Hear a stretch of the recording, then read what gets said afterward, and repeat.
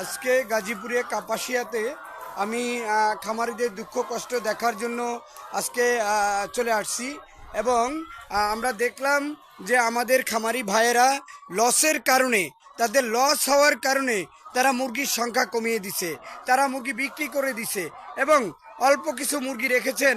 যদি তারা সরকার আমাদের দাবিগুলো মেনে না নেয় তাহলে আসলে এই মুরগিগুলো তারা বিক্রি করে দিবেন।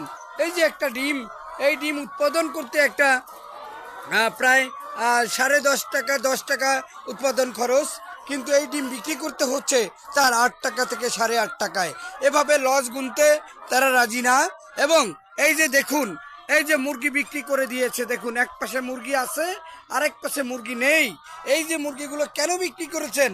আমার খামার লস করার কারণে এরা এই মুরগিগুলো বিক্রি করে দিয়েছেন এবং এরা চাচ্ছেন এই ব্যবসায় আর থাকবেন না।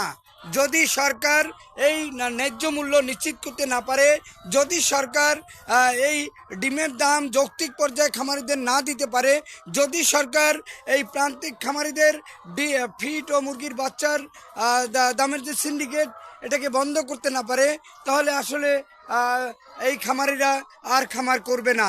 তারা